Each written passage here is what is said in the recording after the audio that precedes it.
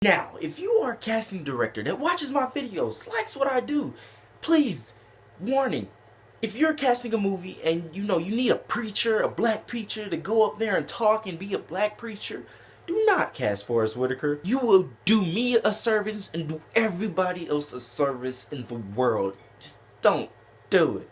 Please.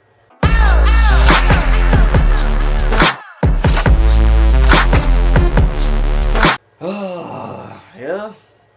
Black time. Anyways, A Black Nativity is a story of the Nativity story, but it's the Black Nativity. It's supposedly based off the play by Langston Hughes, and it tells the Nativity story the black way, you know what I mean? It didn't have all this crappy bullshit into it. This movie is all over the fucking place. I did not like this. I didn't enjoy it. You think, Michael, you go into movies like this, you try to set them up for failure. Like one of my family members that I saw it with know that I like movies. They know I like criticizing movies. And they knew I didn't want to see this movie, so they thought I just went in it to, I wanted it to fail. I wanted it to be shit.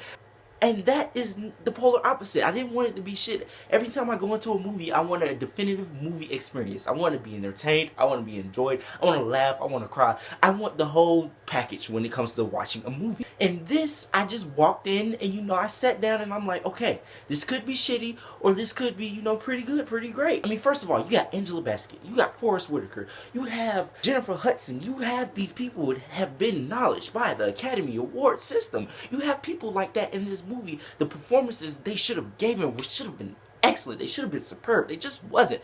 They were on the screen, felt like they were just mailing it in, trying to get a paycheck. It didn't feel like they were giving any passion to this movie because I guess it felt like they weren't trying to give any passion to it on set. The only person that was giving passion to it was Jacob Latimore. Now, Jacob Latimore, his character, I found Jacob Latimore as an actor, he was fine. He was straight. He wasn't, oh my God, this man is great. Or he wasn't. Nigga needs to get off the screen. He is horrible. He was just serviceable. He was there for the character. But the thing was, his character is what fucked everything up. He's supposed to be the main character. He's supposed to be the main lead. I'm supposed to like him. I'm supposed to go on this journey with him. I'm supposed to try to, figure out why his grandmother and his mother don't talk anymore. I'm trying to figure out all that shit with him, and I'm trying to be there with him. But when you make him look like a douchebag, that doesn't work. That doesn't make me want to be with him. That just makes me want to get off the screen, man. I don't want to see you. That's the way his character was written in this movie. Like, at first he has touching character moments, and then he's just being a douchebag to be a douchebag. And I felt like a lot of things in this movie were shoehorned in. I felt like all the touching moments were just shoehorned in to be there.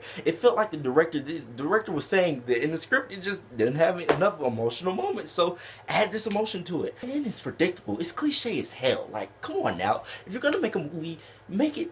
Don't make me think I'm going to know what's going to happen, because everything I knew was going to happen. I knew Tyrese was going to be his father. I knew it. It was, and then they tried to make it seem like it was going to be this big thing in the end. Like, oh my God, Tyrese is his dad. What? Everybody I saw this movie with was gasping like, that's...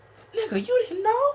They were just doing things to just crowd this movie to make it mean something that's really not. I made this movie a musical.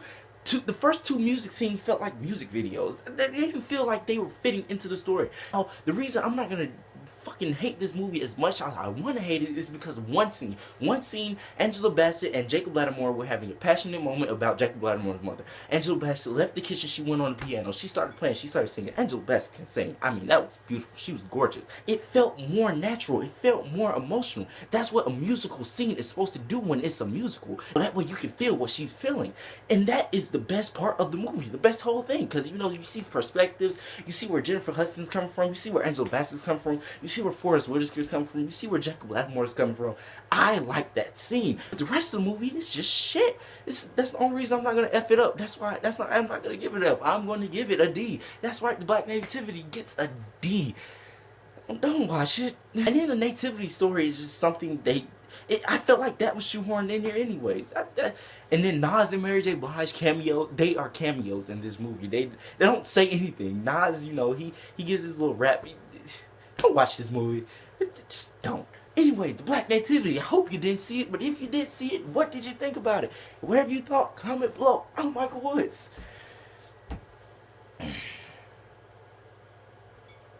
See you later.